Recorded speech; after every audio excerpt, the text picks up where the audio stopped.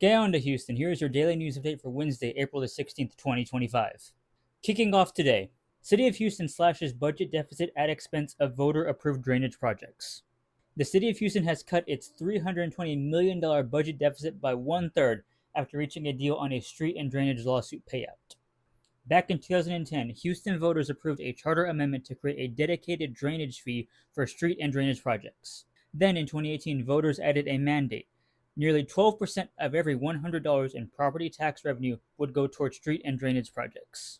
However, in 2019, engineers Bob Jones and Alan Watson sued the city, alleging it had illegally manipulated the formula by adjusting it in relation to its revenue cap.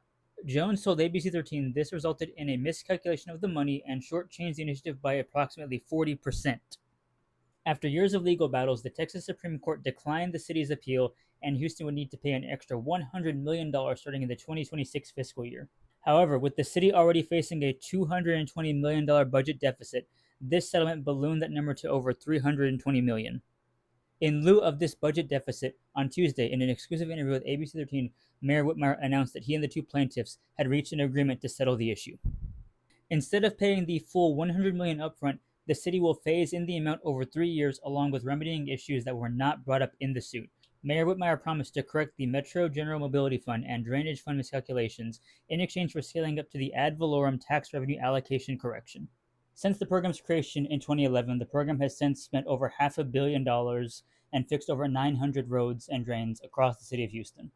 Also today, Houston City Council authorizes renaming of George Bush Intercontinental Terminal E in honor of late Congresswoman Sheila Jackson Lee.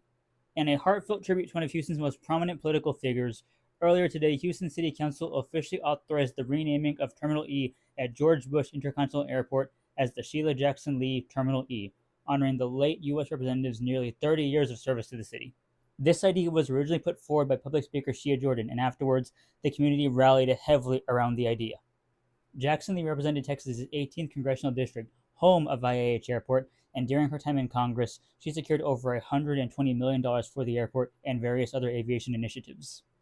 The renaming authorization at City Council was attended by her family, including Dr. Elwyn Lee, her son Jason Lee, her daughter and former Congresswoman Erica Lee Carter, and 2 of her grandchildren. Jason Lee described the naming as a powerful symbol of his mother's legacy. Erica Lee Carter, who briefly succeeded her mother in Congress, spoke with Gowanda magazine, and here's what she had to say about today.